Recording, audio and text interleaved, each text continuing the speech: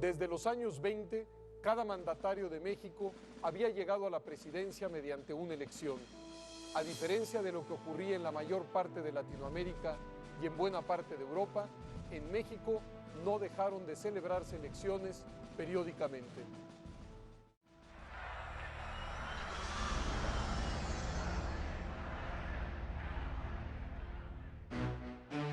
A través de las elecciones se reciclaban grupos y liderazgos para evitar que algunos de ellos se perpetuaran en el poder.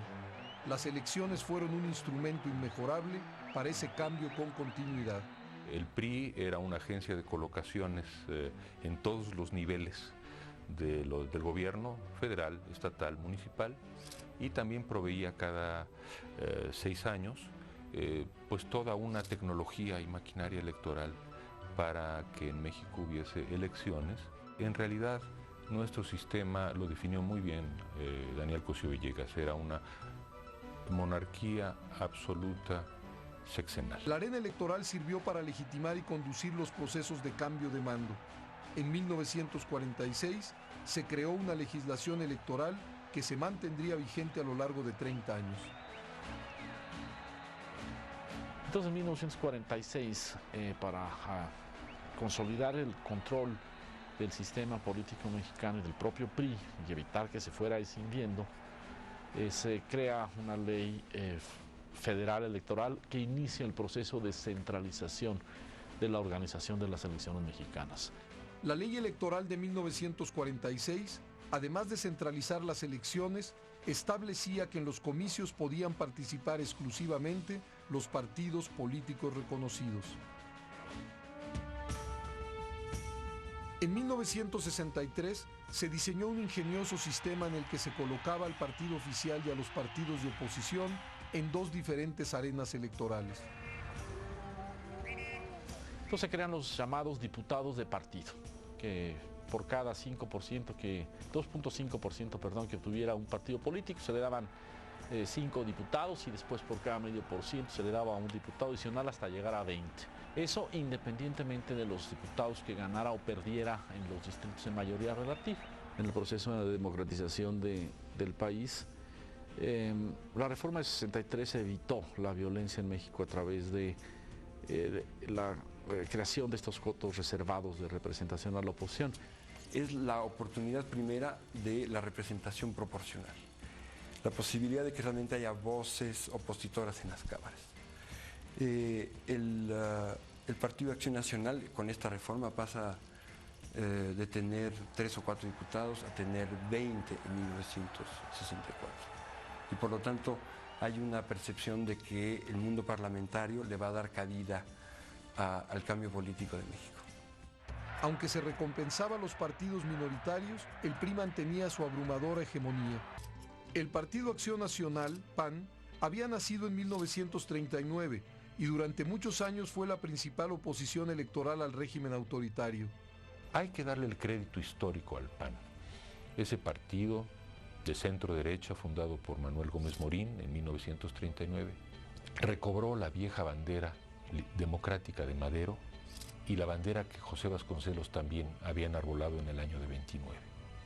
Manuel Gómez Morín creía en la democracia electoral para México. La defendió a capa y espada mientras vivió y mientras fue presidente del PAN.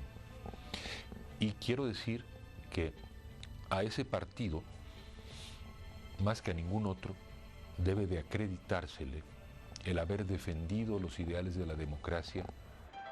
Su fundador, Manuel Gómez Morín, sostuvo una franca oposición al gobierno de Lázaro Cárdenas. El gobierno de Cárdenas había sido un régimen que hubo grandes trastornos sociales, vino toda la reforma agraria, los sindicatos adquirieron mucha fuerza con la presencia de Lombardo que apoyó a Cárdenas, y la impresión de mi padre, y yo creo que de todos los que pensaban como él, es que el régimen había sido un gran desorden y que ese no era el camino que debía seguir México. Cuando Gómez Morín se lanza en la formación de un nuevo partido es porque él piensa que ha llegado el momento de que sean las gentes que saben hacer cosas, que tienen el conocimiento, es el momento de que lleguen al poder y que desde el poder contribuyan a la construcción de un nuevo país. Algunos grupos políticos de izquierda también concurrieron a la arena electoral. Es el caso del Partido Popular Socialista, PPS, que había sido fundado por Vicente Lombardo Toledano. En 1948 funda el Partido Popular primero, porque precisamente terminaba o estaba todavía el gobierno de Miguel Alemán, que había abandonado el proyecto de desarrollo del país marcado por la Revolución Mexicana y por la Constitución del 17. Por varios años, las opciones electorales en México se limitaron a 4 partidos. El PRI, abrumadoramente hegemónico, el PAN, que desde la derecha era la oposición más visible, y el PPS y el PARM, que tendieron a girar en la órbita del PRI. Elección tras elección, el PRI resultaba triunfante y la oposición apenas ganaba pequeños espacios. Aunque hubo elecciones muy cuestionadas, la controversia electoral no ocupaba un lugar central en el debate público. Las elecciones más discutidas fueron las presidenciales de 1929, 1940 y 1952, con protestas por fraude encabezadas por los opositores José Vasconcelos, Juan Andrew Almazán y Miguel Enríquez Guzmán, respectivamente. De igual modo, algunas elecciones locales también fueron impugnadas, como las de San Luis Potosí en 1961, la de Sonora en 1967 y la de Yucatán en 1969. La gravedad de las irregularidades y abusos en esas elecciones no puede ignorarse. Estábamos hablando de un régimen cerrado, totalmente antidemocrático, y evidentemente tuvimos que enfrentar esas realidades. Por supuesto, los medios de comunicación estaban sometidos férreamente. No tuve yo acceso a radio, mucho menos a televisión. De hecho, un poco más después del primer mes de campaña, pasé algunas horas en una cárcel pueblerina, acusado de delincuente. El delito, y así quedó consignado, ser miembro de la oposición. Pero en general, las elecciones se celebraban con cierta rutina, siempre en paz, e invariablemente producían los resultados anticipados por todos.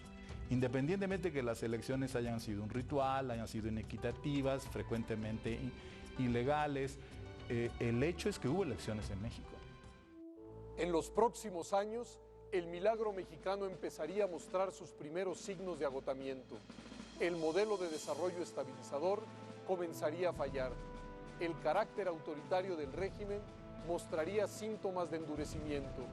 El sistema político mexicano sería incapaz para encauzar, atender y digerir las nuevas demandas de una población que aspiraba a una participación política abierta y equitativa.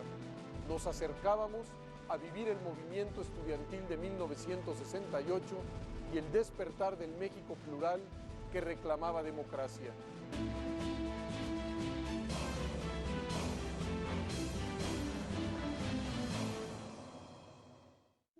La reforma de 1977 ofreció un nuevo cauce para el desarrollo de la vida política. Quizá los promotores de esa reforma no estaban del todo conscientes de los alcances que tendría en la vida política nacional. La transición democrática, puede decirse, se inició con esa reforma. Nuevos partidos obtuvieron su reconocimiento legal. Por supuesto, asistieron a las elecciones y se produjeron severos conflictos que a su vez se convirtieron en catalizadores de nuevas exigencias. Todo ello en medio de una de las crisis económicas más agudas de que se tenga memoria.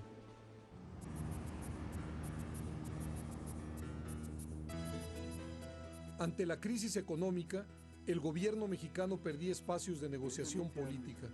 Sin éxito económico, el gobierno ya no mostraba la efectividad de años pasados. Porque recursos públicos no había, ¿no? Y hubo cada vez menos y entonces entramos en una vorágine de endeudamiento que pagamos de 82 en adelante. El error fundamental que yo creo cometimos fue el de intentar crecer con la mayor velocidad posible, descuidando el aspecto inflacionario y de balanza de pagos. En 1982, por primera vez en más de 40 años, el Producto Interno Bruto cayó. La inflación anual fue de casi el 100% y la deuda externa llegó a equivaler el 36% del Producto Nacional. El presidente López Portillo nacionalizó la banca comercial e impuso el control de cambios. Y estas medidas incrementaron todavía más el ambiente de desconfianza y el ambiente de aversión frente al gobierno. Entonces, pues ese fue el clima que yo me encontré al tomar posesión el 1 de diciembre de 82. Estábamos prácticamente en moratoria. La economía estaba cayendo, había caído el producto en más de 3% del mismo en esos años, y había una enorme variabilidad de precios relativos, el tipo de cambio dando de brincos por todos lados, acaba de ocurrir la estatización de la banca, en fin, todo muy complicado. Yo estoy seguro que la crisis de 1982 fue el primer momento de quiebre y de quiebra del sistema político mexicano. La decepción nos condujo a muchos a pensar que esto es lo que tenía que finalmente pasar cuando el poder se concentra en las manos de una sola persona, de un solo partido, de un grupo tan pequeño. Protesto guardar y hacer guardar la Constitución. Miguel de la Madrid llegó a la presidencia en una elección diferente a la de su antecesor. López Portillo fue candidato único, reflejo de una falsa unanimidad y de una irreal carencia de oposición. De la Madrid compitió contra otros 6 candidatos: Pablo Emilio Madero del PAN, Arnoldo Martínez Verdugo del Partido Socialista Unificado de México, Cándido Díaz Cerecedo del Partido Socialista de los Trabajadores, Rosario Ibarra de Piedra del Partido Revolucionario de los Trabajadores, Manuel Moreno Sánchez del Partido Socialdemócrata e Ignacio González Goyás del Partido Demócrata Mexicano. El sistema político se había abierto a la pluralidad. Darle a la izquierda un espacio institucional en la vida pública y revivir, reanimar la oposición en un régimen cuya hegemonía era tan asfixiante como para llevar a todo el régimen a ese momento bastante ridículo e impresentable de un candidato hegemónico y además único.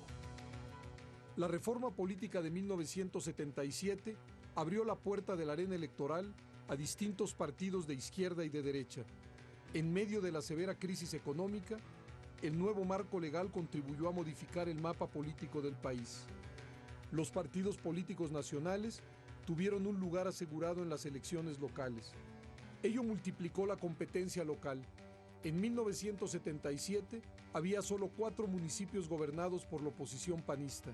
En cambio, a lo largo del sexenio de Miguel de la Madrid, diversos partidos de oposición conquistaron 137 municipios, algunos de ellos de gran importancia política o económica.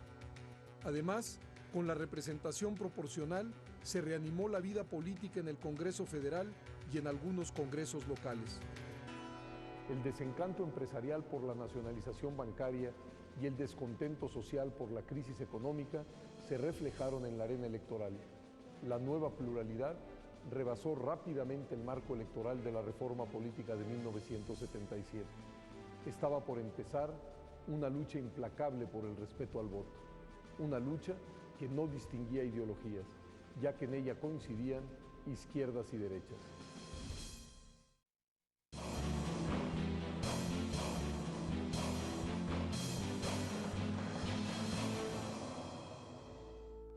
Acción Nacional seguía siendo el partido de oposición más fuerte. Su ideario era de derecha. A esa corriente se sumó el Partido Demócrata Mexicano, que había obtenido su registro gracias a la reforma política de 1977. Por ser el más antiguo y activo de los partidos que contenderían en las elecciones y por contar con una apreciable base urbana, el PAN centró su lucha en la defensa del voto.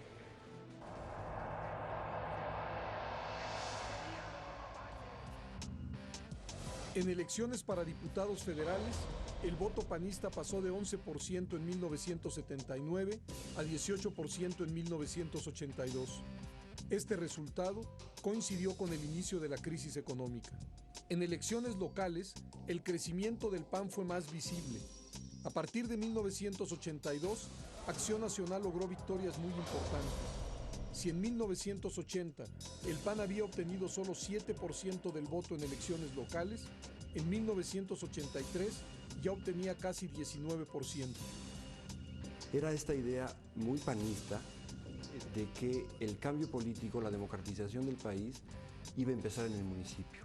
Esta es una idea muy del pensamiento social cristiano de González Luna, y la estrategia histórica del PAN, pues se observa evidentemente esta vocación municipalista y federalista. Los primeros candidatos del PAN no fueron al Congreso de la Unión. El desafío sigue siendo enorme. Es análogo en lo económico a tiempos de guerra. El destino de la nación está en juego. En 1983 ya era patente el arraigo y el despliegue político del PAN en las clases medias de las ciudades, sobre todo en el norte del país, que había sido muy afectado por la crisis económica. En 1983, los efectos de la crisis se dejaron sentir con toda su intensidad. El tipo de cambio libre alcanzó los 162 pesos por dólar como resultado de las transferencias al exterior para el pago de los intereses de la deuda.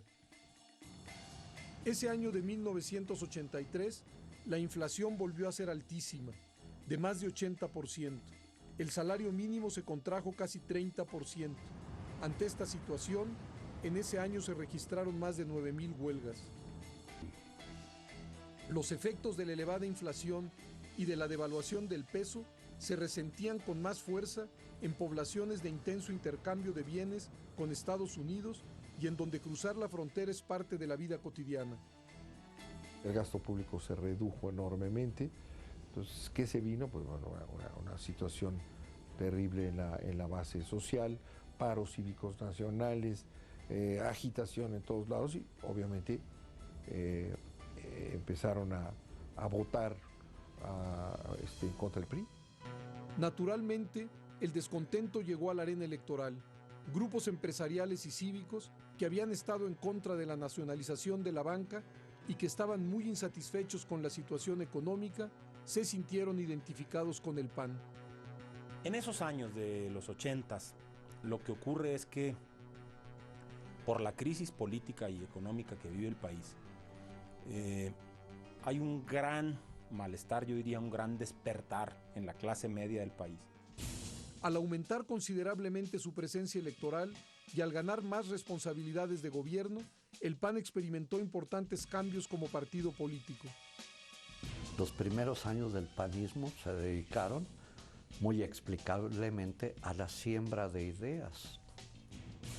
Fueron madurando las mismas y en los 80s, bueno, pues ya era el tiempo adecuado para asumir una actitud más enérgica de mayor confrontación. A lo largo de los años 80, el PAN dejó de ser un partido testimonial, puramente doctrinario, para asumir nuevos objetivos y nuevas actitudes. Al interior del PAN, un grupo pugnaba por dar un giro a la política del partido. La influencia de los nuevos miembros fue más fuerte en el norte del país. El ascenso dentro del PAN de estos nuevos militantes fue resultado del prestigio que tenían en sus comunidades y los recursos económicos que disponían para las campañas electorales. Los neopanistas son un poco la derivación, la corriente que se inicia con Chello en ese momento. Cloutier es el neopanista por excelencia y los neopanistas son los empresarios que deciden, optan por la participación política a través del PAN. Pronto, más y más candidatos postulados por el PAN provenían de grupos sociales que se habían movilizado a raíz de la crisis económica de 1982. ¡Hacer una declaración de guerra! El sinaloense Manuel J. Cloutier se convirtió en la imagen emblemática del nuevo panismo, caracterizado por no rehuir la confrontación con el gobierno y por hacer de la vía electoral una auténtica ruta hacia el poder público. Vamos a matar a nadie, pero de ahí en adelante todo se vale en la cacería de los mapaches.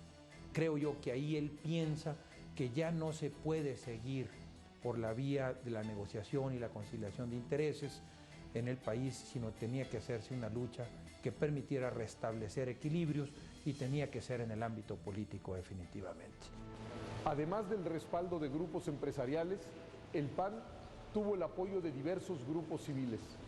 Unos de los más importantes fueron justamente Desarrollo Humano Integral y Acción Ciudadana y la Asociación Nacional Cívica Femenina.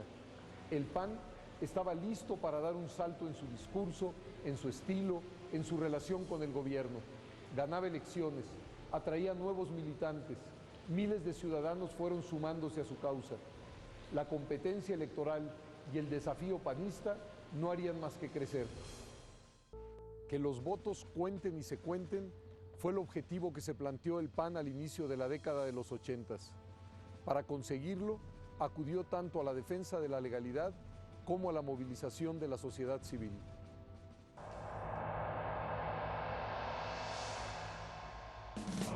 El primer conflicto postelectoral de grandes dimensiones ocurrió en la ciudad de Puebla en noviembre de 1983. El candidato panista a la presidencia municipal, Ricardo Villa Escalera, reclamaba haber triunfado en la elección. A la protesta, reprimida por la policía, se sumaron los partidos Socialista Unificado de México, Revolucionario de los Trabajadores y Socialdemócrata.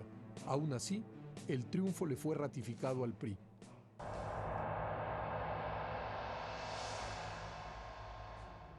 En 1983, Acción Nacional había obtenido triunfos inéditos en las elecciones municipales de San Luis Potosí, Durango y Chihuahua, pese a que las condiciones de competencia eran muy desiguales. Eran épocas en las que en las campañas había toda una maquinaria de Estado que operaba en contra de los partidos y de los candidatos de oposición de muchas formas. En 1983, el PAN ganó las elecciones municipales de dos de las principales ciudades de Chihuahua, la capital y la fronteriza Ciudad Juárez. El problema de la caída del peso, imagínense usted lo que significó que las poblaciones fronterizas que viven del intercambio constante, de repente su nivel de vida se va al suelo, el peso se devalúa y si tienen que estar haciendo transacciones en la frontera, bueno, pues es una indignación general. En toda la frontera, no nada más en Chihuahua. En Chihuahua perdimos las elecciones municipales, los municipios más importantes.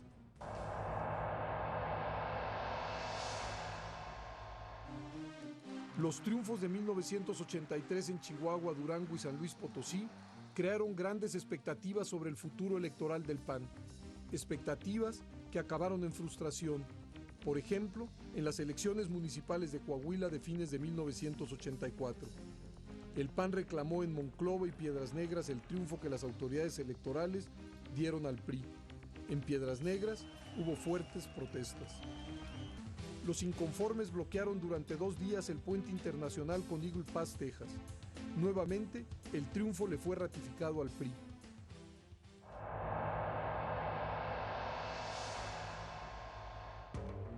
Los acontecimientos de Piedras Negras no acabaron con las expectativas electorales panistas. Por el contrario, hicieron crecer el reclamo de reglas del juego justas y elecciones limpias. La mecánica del cambio político estaba en marcha. Los partidos crecían, asistían a las elecciones y ganaban cada vez más posiciones. En la elección federal de 1985, el PAN obtuvo 16% de la votación total. Y si bien los candidatos panistas a las gubernaturas de Sonora y Nuevo León no ganaron, ahí contendieron dos hombres muy combativos, Adalberto Rosas y Fernando Canales Clarión. Ambos encabezaron fuertes protestas por los resultados electorales.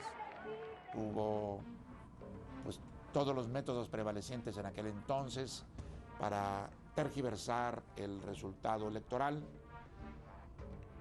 El resultado oficial fue que ganó el PRI y perdió el PAN. Decidí convocar a manifestaciones de protesta. Cuando ya todas las instancias legales estaban perdidas, abrí en la macroplaza frente al Palacio de Gobierno del Estado. Ya estaba aquello lleno y con una energía y un enorme entusiasmo.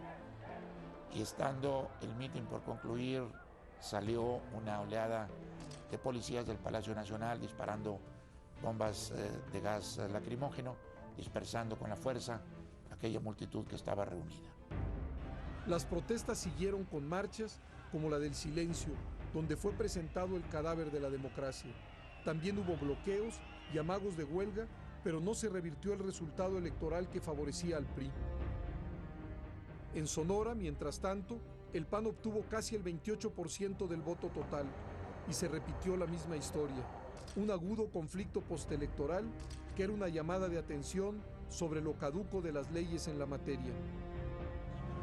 Protestas realizadas por las vías legales, pero también por caminos extrainstitucionales. Había un desfasamiento en los primeros años de la transición democrática de México entre lo federal y lo local, porque con las instituciones electorales que teníamos en los estados y con los sistemas jurisdiccionales que se tenían, no había tribunales electorales, era muy difícil que la controversia electoral y sobre todo postelectoral tuviese un cauce legal. De ahí que muchos se sintiesen orillados a recurrir a acciones poco convencionales para defender el voto, como la desobediencia civil. Pudimos haber recurrido a la violencia para enfrentar la violencia que se ejercitaba sobre nosotros. No creímos conveniente, más bien tratamos de seguir la línea de la resistencia pacífica, de la desobediencia civil, al estilo de un Gandhi o de un Martin Luther King en los propios Estados Unidos. Vía a la que se sumó el trabajo del PAN en el extranjero.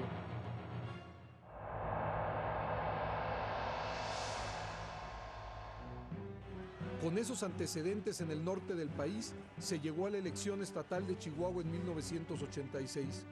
Esa elección representaba para el PAN la oportunidad de confirmar el triunfo logrado 3 años antes en sus principales ciudades. Los comicios en Chihuahua atrajeron la atención nacional e internacional ante la posibilidad real de presenciar la primera derrota del PRI en una gubernatura. El candidato panista era el alcalde de Ciudad Juárez, Francisco Barrio Terrazas. El candidato del PRI era Fernando Baeza Meléndez.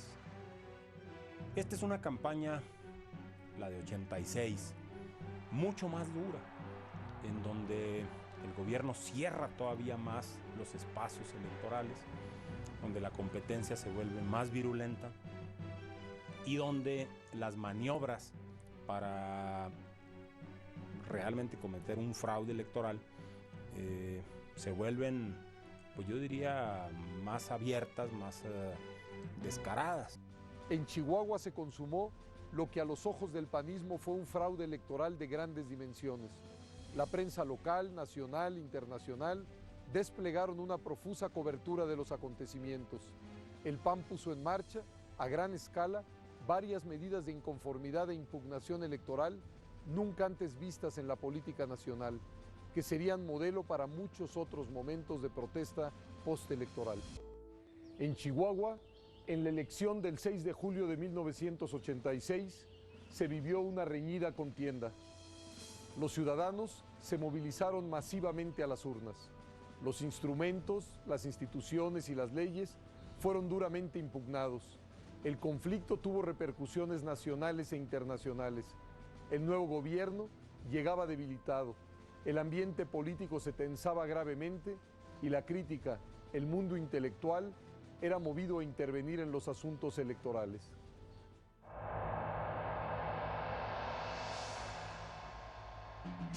Chihuahua fue un momento simbólico importante porque fue el primer momento en que el PAN pareció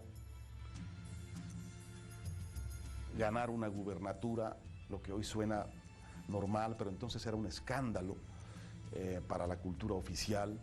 En esa época incluso se utilizaban argumentos de seguridad nacional para justificar el fraude patriótico. Hoy nos parece difícil. A cabo de una jornada electoral tensa y concurrida, el PRI anunció su triunfo en la noche. Los priistas proclamaron que su candidato, Fernando Baeza, había ganado con más de 400,000 votos. Logramos, pues, que el país supiera que había habido un fraude, claramente. Y yo creo que la otra parte muy importante, se logró que en la opinión pública internacional, la elección de Chihuahua también se posicionara como un caso muy lamentable, dramático, de un fraude, de un atropello electoral. 3 días después de la elección, el 9 de julio, Francisco Barrio anunció 56 medidas de resistencia civil contra el gobierno. Prácticamente desde que arranca la campaña, a fines de enero de 1986, empezamos a plantearnos este movimiento de desobediencia civil. Era parte de toda una filosofía, no era nada más en forma anárquica aventarse. Los inconformes bloquearon carreteras y tomaron edificios públicos. Además, instalaron campamentos permanentes en los puentes internacionales de Ciudad Juárez. La desobediencia civil incluyó huelgas de hambre. Una de ellas fue la sostenida durante 41 días por Luis H. Álvarez, en ese entonces presidente municipal de Chihuahua.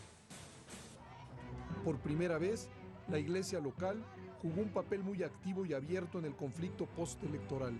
Se llega al extremo de decretar por el señor arzobispo Adalberto Almeida un cierre de templos como una muestra, él le llamaba una muestra de duelo ante el crimen, ante el delito social que se había cometido en contra de la población del estado de Chihuahua.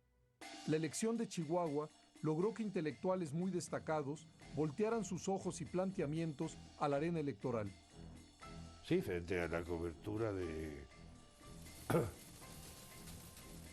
los medios de comunicación nacionales e internacionales, frente a las presiones que hacía la Iglesia Católica en Chihuahua, algunos grupos empresariales del propio estado de Chihuahua y del país, y de algunos intelectuales que acusaron de fraude aquellas elecciones. Pero todas estas acusaciones no pudieron probarse, porque no había habido el fraude en las magnitudes que se acusaban. ¡Arriba Chihuahua! ¡Arriba la democracia! El 24 de julio de 1986 apareció en los periódicos un desplegado con decenas de firmas de quienes representaban la intelectualidad mexicana. Se firmó un desplegado que tuvo mucha circulación en México y en el extranjero, y se configuró, yo diría que por primera vez con toda claridad, la idea de la ilegitimidad del fraude y de el carácter sistemático del fraude en que había estado sustentada toda la dominación hegemónica del PRI. No tuvo consecuencias políticas, pero tuvo consecuencias simbólicas. A mí me toca asistir a una cena en donde el secretario de Gobernación nos insiste que hay que entender las razones, que además no hay fraude y tú ya no sabes muy bien qué pensar de lo que está diciendo. Por ejemplo, el entonces secretario de Gobernación, Manuel Bartlett, simplemente justificaba que no era posible que la oposición ganara una elección en un estado fronterizo. ¿Y eso qué significa? pues es un problema de seguridad nacional. Los intelectuales jugamos un papel como notables en un momento en donde los partidos eran muy débiles, los medios de comunicación eran también poco abiertos, y entonces sí, la palabra inteligente de un Octavio Paz, de un Carlos Fuentes, un manifiesto de un grupo de intelectuales pronunciándose con claridad sobre algún aspecto de la vida pública, tenía un peso, tenía un efecto político real.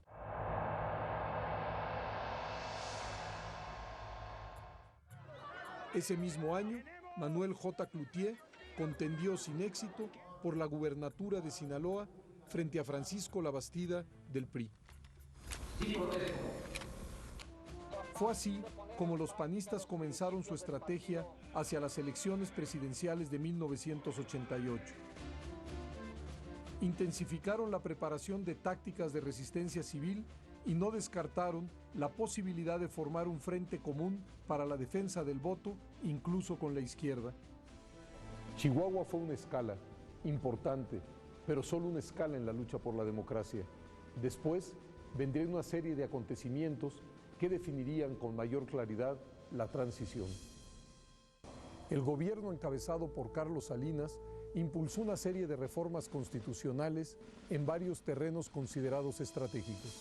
La coincidencia de objetivos entre el gobierno y el PAN en materia agraria, religiosa y económica pavimentaría el camino de los acuerdos.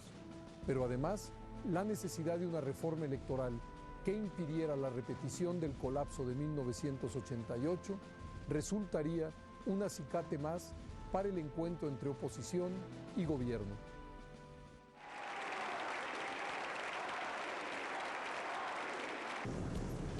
Pronto, una nueva coyuntura electoral ayudaría a modelar el nuevo rumbo que tomaría la política. El mismo día se celebraron elecciones en Baja California y en Michoacán.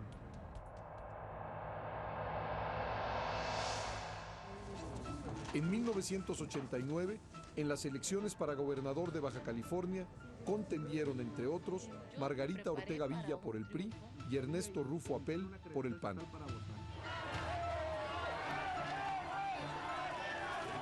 Al finalizar la jornada electoral, cuando se había computado la mayoría de los votos, Rufo Apel proclamó su triunfo. En 88 gana en Baja California Cuauhtémoc Cárdenas y un año después la gubernatura la gana el PAN. O sea, el electorado está votando las opciones que más eficientemente castigan al PRI.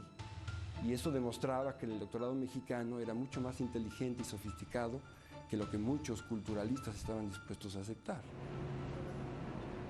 En su calidad de presidente nacional del PRI, Luis Donaldo Colosio reconoció el triunfo del PAN.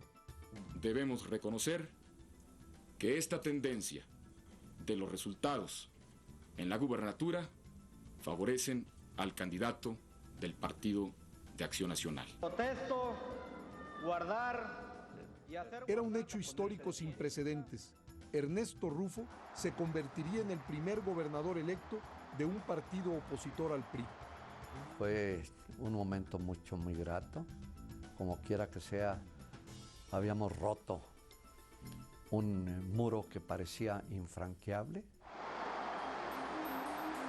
Fue un momento estelar en la marcha de México hacia la democracia. El reconocimiento de la victoria del PAN en Baja California significó que la vía electoral podía ser el espacio donde la pluralidad contendiera de manera civilizada, dejando en manos de los ciudadanos la decisión de quién debía gobernar.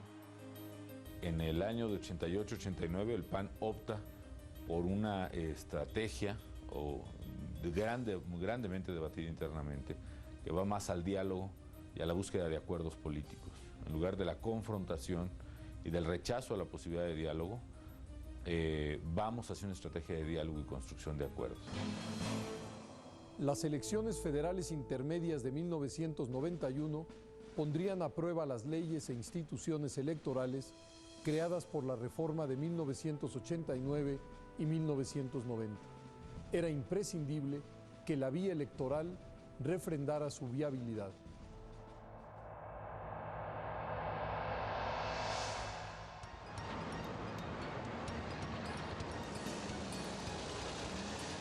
En las elecciones del 18 de agosto de 1991 participaron 10 partidos políticos. A los 7 que ya tenían registro, el PAN, el PRI, el PRD, el PPS, el PARM, el PDM y el Partido del Frente Cardenista, se sumaron 3 nuevos partidos que obtuvieron su registro condicionado. El Partido Revolucionario de los Trabajadores, que lo había perdido en 1988, el Partido del Trabajo y el Partido Verde Ecologista de México. La participación ciudadana en estas elecciones fue de las más altas en la historia del país. El PRI ganó las elecciones para diputados federales y senadores, obtuvo 4 gubernaturas y la mayoría en la Asamblea del Distrito Federal.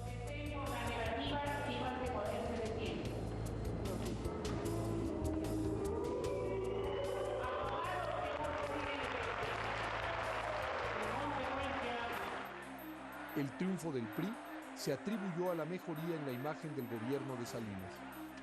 Y en esas elecciones, recordemos que de 300 distritos electorales de mayoría, el PRI solo perdió 10. Este triunfo electoral le devolvió al PRI la mayoría calificada en la Cámara de Diputados. El PAN subió al segundo lugar de las preferencias electorales y el PRD ocupó la tercera posición. El PRI recobraba la capacidad de llevar adelante reformas constitucionales sin el consenso de otra fuerza.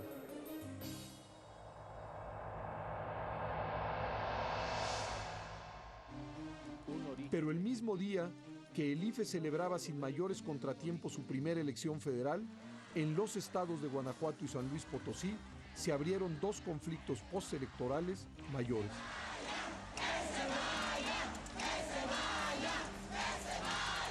Había un desfasamiento en los primeros años de la transición democrática de México entre lo federal y lo local, porque con las instituciones electorales que teníamos en los estados y con los sistemas jurisdiccionales que se tenían, no había tribunales electorales, era muy difícil que la controversia electoral y sobre todo postelectoral tuviese un cauce legal. Por lo tanto, los primeros enfrentamientos, digamos, complejos electorales de la transición se dan en el espacio de los municipios y los estados, y se empieza a tejer a través de acuerdos políticos la posibilidad de la alternancia a partir de la incertidumbre que producían los procesos electorales todavía de entonces. En Guanajuato, el PAN postuló como candidato al entonces diputado Vicente Fox Quesada. El PRI nombró al exregente de la Ciudad de México, Ramón Aguirre Velázquez, y el PRD a Porfirio Muñoz Ledo.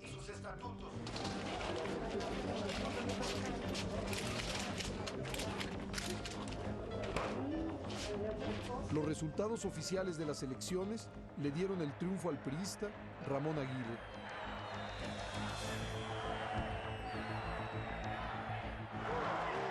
Por su parte, Vicente Fox se proclamó triunfador. Hay pruebas más que suficientes de todo este operativo criminal, inmoral, que hoy se llama ingeniería electoral. Vamos a dar la batalla como corresponde en términos de derecho y en términos legales. Queda la instancia del Tribunal Estatal Electoral. El perredista Muñoz Ledo le dio la victoria al panista. El priista Ramón Aguirre fue declarado gobernador electo de Guanajuato, no obstante las protestas y los actos de desobediencia civil que puso en marcha el candidato panista Vicente Fox. He de decir que mi compromiso personal fue siempre mantener la discusión pública. En la víspera de su toma de posesión, Ramón Aguirre declinó a la gubernatura. Ante la renuncia del gobernador electo, el ingeniero Carlos Medina es el gobernador interino. Se nombró como gobernador interino al alcalde panista de León, Carlos Medina Plasencia.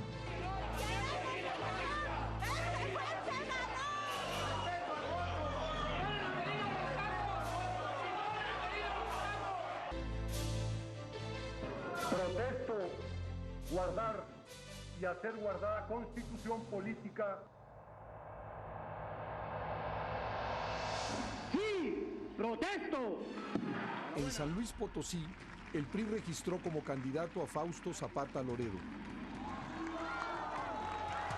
Su contrincante fue el doctor Salvador Nava, apoyado por el PAN, el PRD y el PDM. No hay razón siquiera. La noche de aquella elección, el priista Fausto Zapata se declaró triunfador. Quiero decirles que constituye para mí una gran responsabilidad saber que gobernaré al pueblo de San Luis Potosí durante los próximos 6 años. El presidente Salinas de Gortari reconoció la victoria de Fausto Zapata y asistió a su toma de posesión. Y desempeñar leal y patrióticamente el cargo de gobernador del estado. Sin embargo, el nuevo gobernador jamás pudo entrar al Palacio de Gobierno.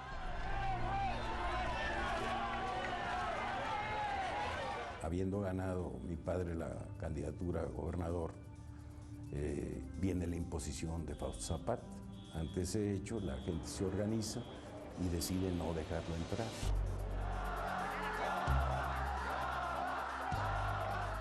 La oposición aprendió a luchar con las armas que tenía.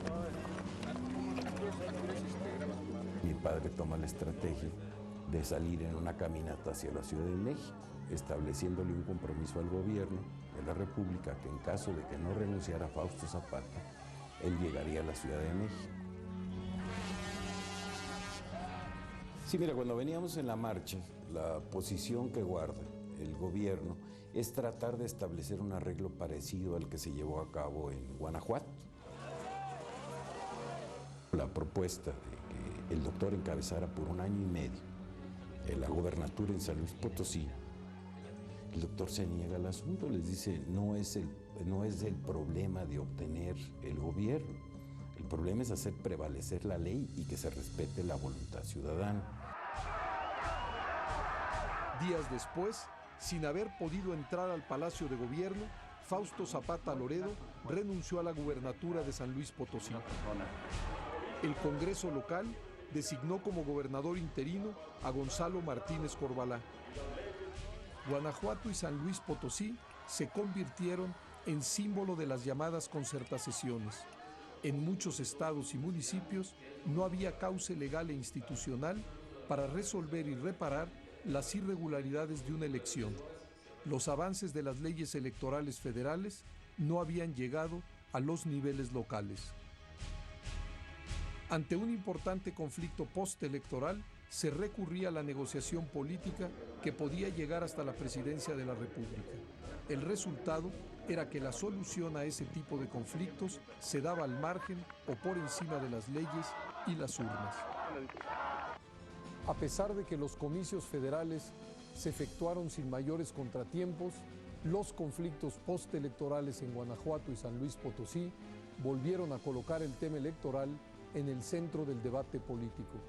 Con todos sus avances, la reforma electoral de 1989 y 1990 parecía no haber sido suficiente.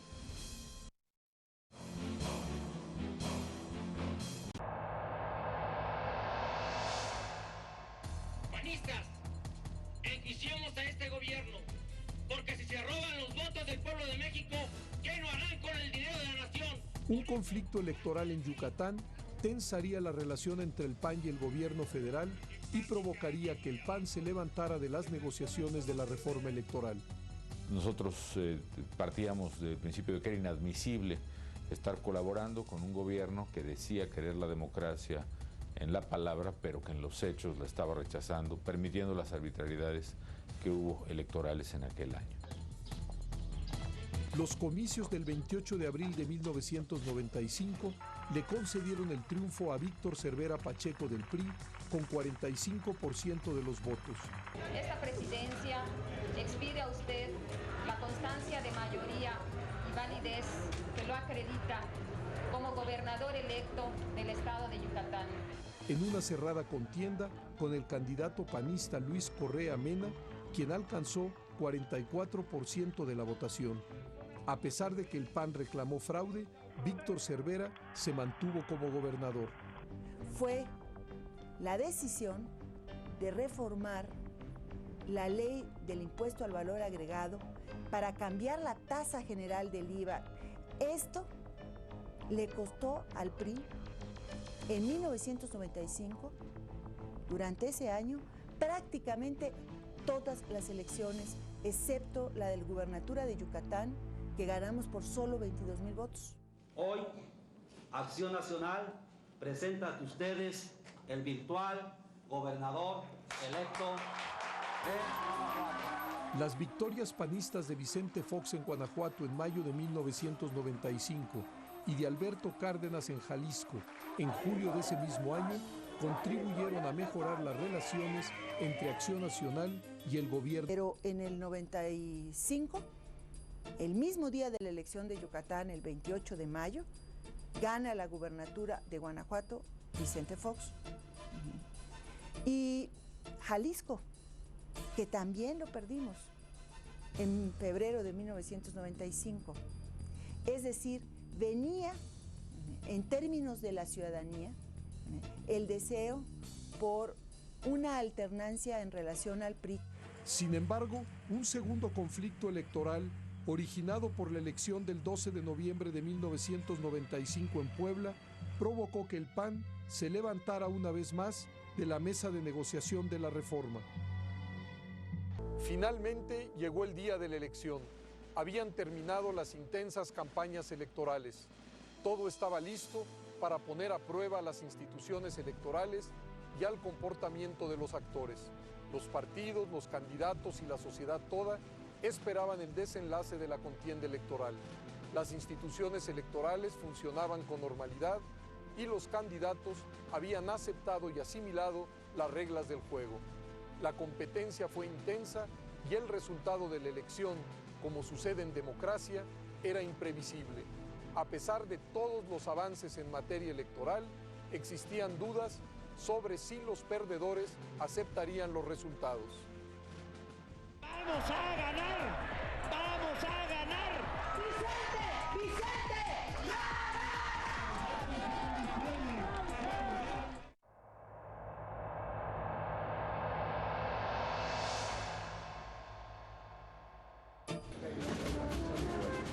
El 2 de julio terminaron 164 días de contienda política, de una campaña en la que lo mismo aparecieron diagnósticos y propuestas que descalificaciones de todo tipo.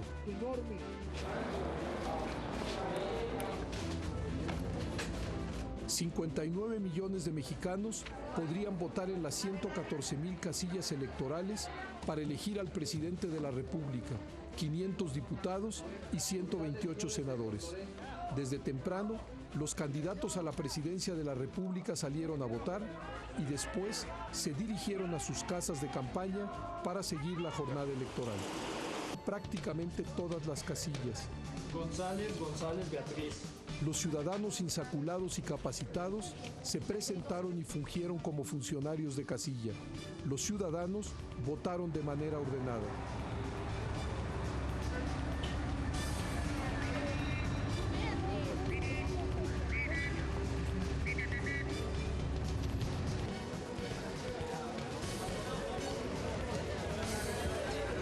De acuerdo con el texto presentado, le ruego levantar la mano. El Instituto Federal Electoral volvió a convocar al voto ciudadano. El Código Federal Los convoco a votar en conciencia, sin aceptar presión ni otra consideración que no sea la convicción y el interés propio. Su voto será contado y será escrupulosamente respetado. El día de hoy los mexicanos demostraremos que queremos vivir en paz y libertad, que hemos optado por las elecciones y la democracia como el método para nuestra convivencia. La jornada electoral se vivió como una fiesta de la participación ciudadana, sin incidentes que lamentar. Los datos recibidos tanto en Los Pinos como en el PAN le daban la ventaja a Fox.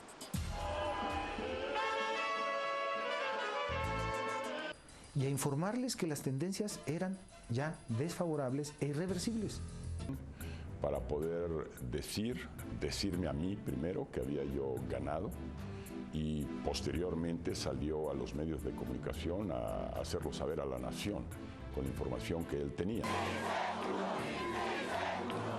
En el PAN hubo júbilo, en el PRI desconcierto.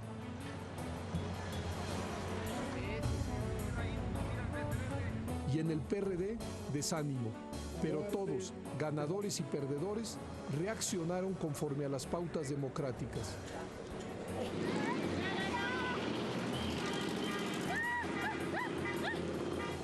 El primer candidato en reconocer el triunfo de Vicente Fox fue Cuauhtémoc Cárdenas.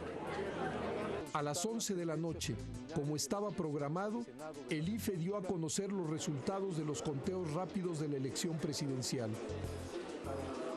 El primer lugar lo tiene la coalición Alianza por el Cambio, que postuló a Vicente Fox con una estimación de votos emitidas entre el 39 y el 45%. Al concluir el mensaje presidencial, se transmitió el discurso del candidato del PRI. Como ustedes saben, los medios de comunicación han informado que las tendencias de la elección presidencial no son favorables a nuestro partido ni a mi candidatura. Similar tendencia marcan las mediciones dadas a conocer hasta hace unos minutos por el Instituto Federal Electoral.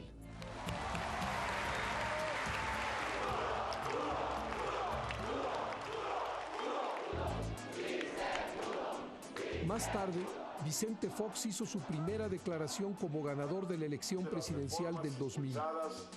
La jornada electoral del día de hoy ha demostrado la madurez del Instituto Federal Electoral, de nuestras instituciones, de nuestro sistema político y de los medios de comunicación.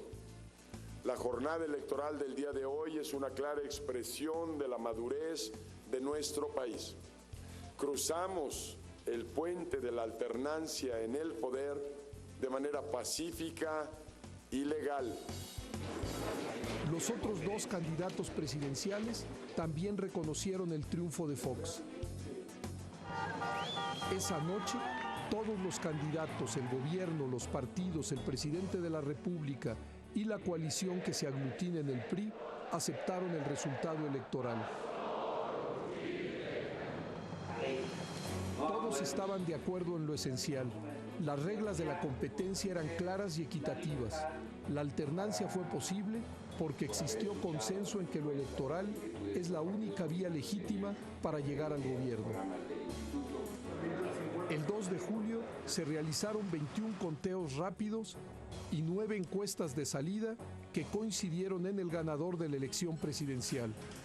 El programa de resultados electorales preliminares del IFE, el PREP, y los conteos y encuestas contribuyeron a darle certidumbre y confianza a la elección. Se había repetido el expediente de 1997.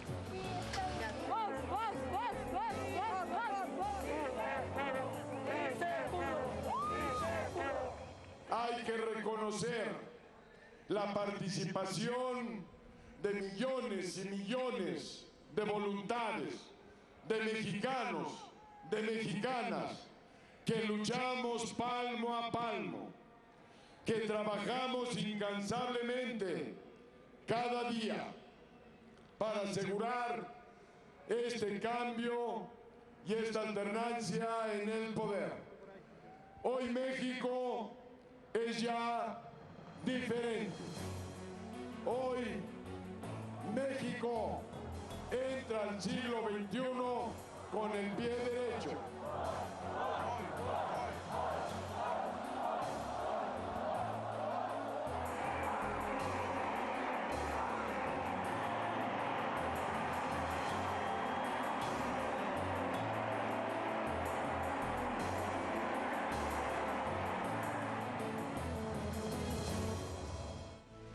Los resultados de la elección se procesaron sin contratiempos y fueron reconocidos por todos los partidos políticos. La alternancia estaba confirmada. Vicente Fox sería el nuevo presidente de la República. Fue un gran cambio que venía de lejos. El aprendizaje llevaba décadas y había envuelto a la sociedad y la política, ensayando aquí y allá episodios de alternancia en todos los niveles: municipal, estatal, hasta llegar al cambio presidencial.